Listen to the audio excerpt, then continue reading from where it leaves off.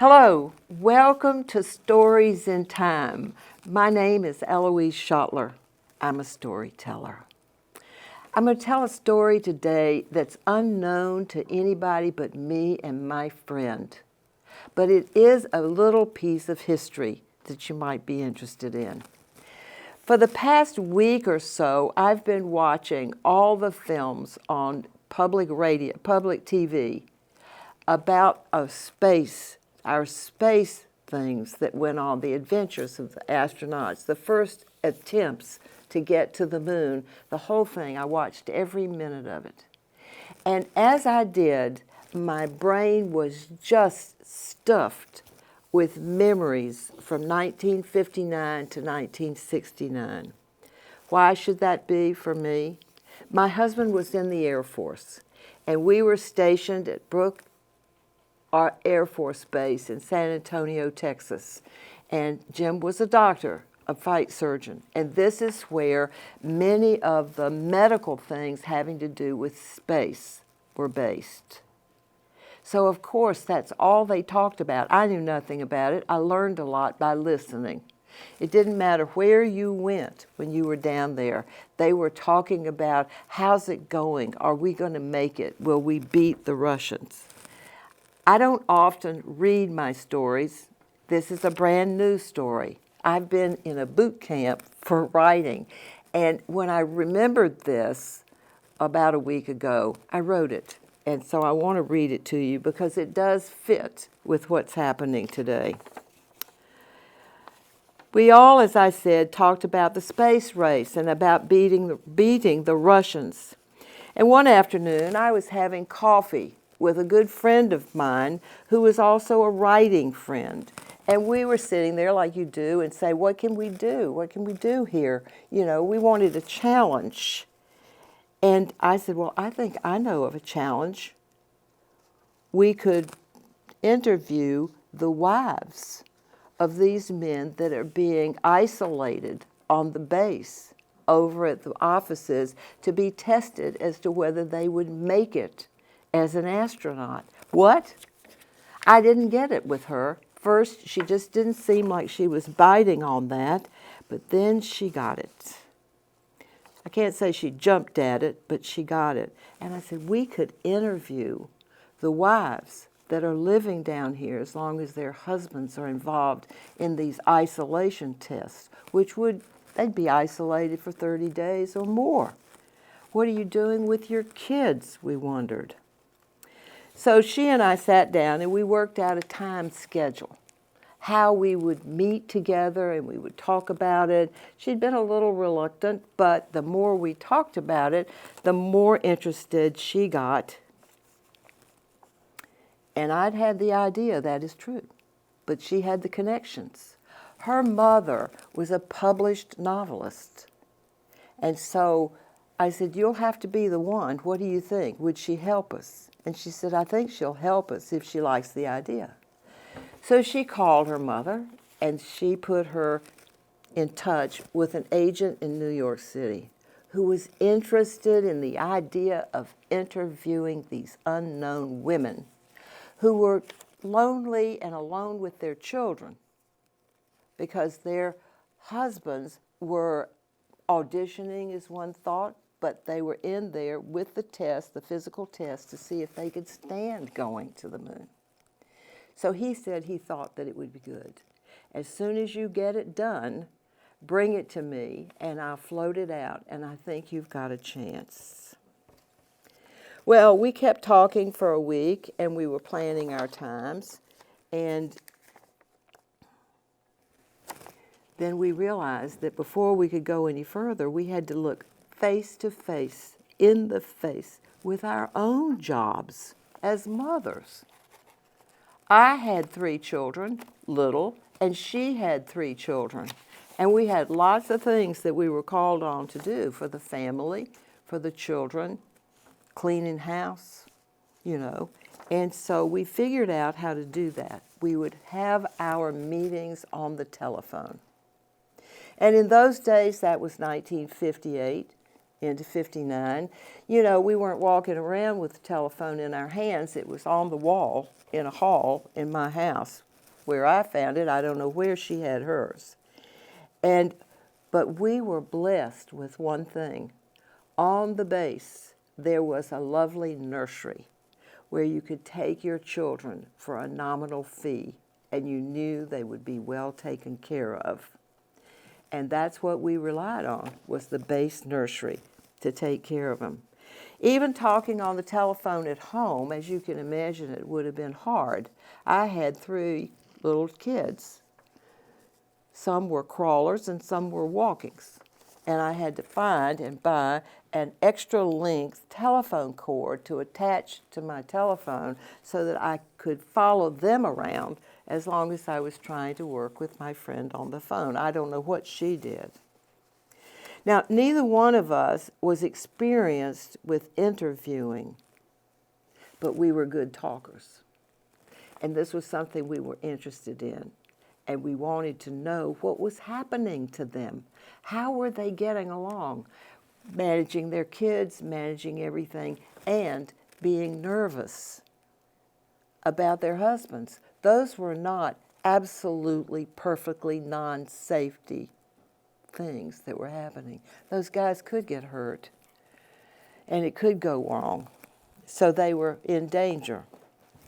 So we got there. Now, the best thing about it was that they had come up here into San Antonio and they were living nearby the base. So this was going to be easier for us to get to. I called everybody over at the department that was dealing with this and got the list of names of those that were being tested. There were about 4 that were in isolation at this time, and we decided we wanted to talk to their wives first. And their apartments were nearby, so that was easy. I called those women, told them what we wanted to do and why. Because what you're doing is important. What you're doing is an important thing. You know, how are you handling it? How are you acting? How's it going? What do you know about it? Is your husband talking to you about it? They were all great on the phone. And everyone that we talked to said, yeah, they would be glad to talk to us, to have us come talk to them. And we had decided we did not want a group to talk. We wanted individuals. The questions would be the same, but we didn't want a group answering the questions. We called our agent and talked to him, and he was eager to get the article. We told him what was happening. We were eager to get the article. He gave us a deadline about a week and a half away. And so we were pretty busy there. First, we had to interview the 4 and then come home and bat it around and figure out how we were going to write it. And that was interesting. I had written with her before, but my independent article, her independent article, this was a collaboration. And I can remember arguing with her one day over one word that she didn't feel was in the right place and that it didn't sound right. Well, it sounded right to me, and so we had a little argument about that. But you can work those things out. It's not the end of the world.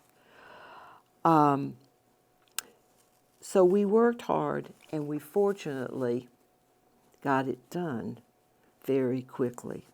They were wonderful with the interviews. Their apartments were interesting. It gave more of a view of who they were and what they might be thinking about, and the collection of their mementos and things that were around that gave away some of the experiences their husbands had had, the pictures.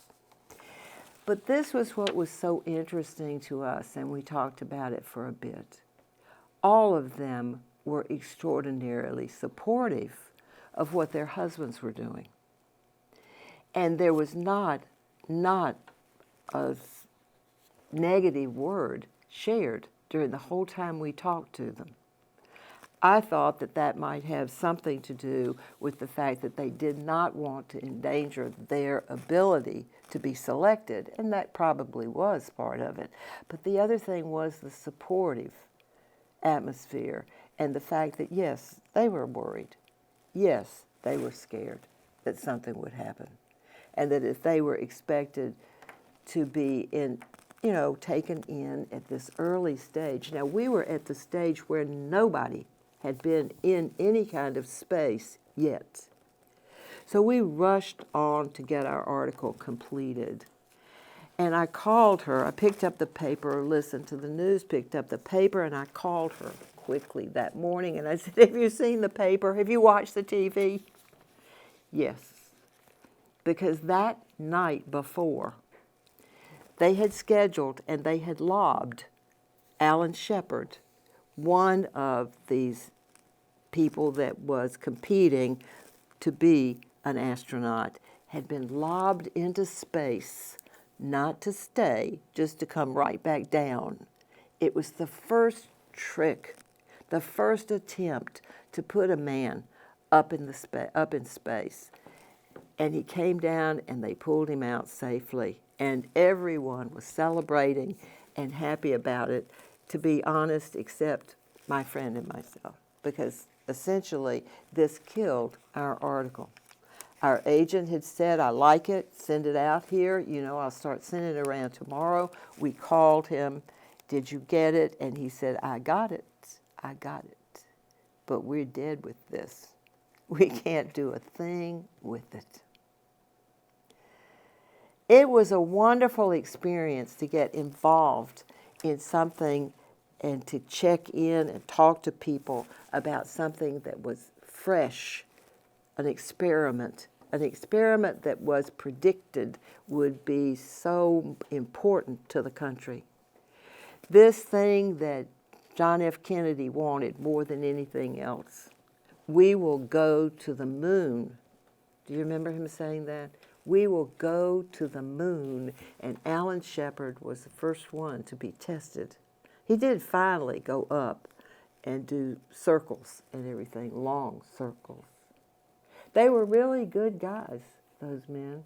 If you watch these movies that they've had on television, recasting, re-examining that period of time and how the families were, I think that we know a little bit more about the families than were shown in the films, because we went to their living rooms and sat on their couches and asked the questions, and they told us how they were. They were really admirable women. They were tough. They were not going to spoil what their husbands wanted more than anything else in their career, to have a chance to go to the moon. Thank you. I still have the article, in case you want to know that. I kept it all these years, even though it was never seen. But when this came up and I had a chance to tape this today, I thought maybe you'd be interested, because we're already watching this other stuff. Women were having a part. In the next go-arounds, you're going to see women more and more involved, actually in the capsules or in the vehicles that are going up. Take care. Remember where you were when various bits of history happened.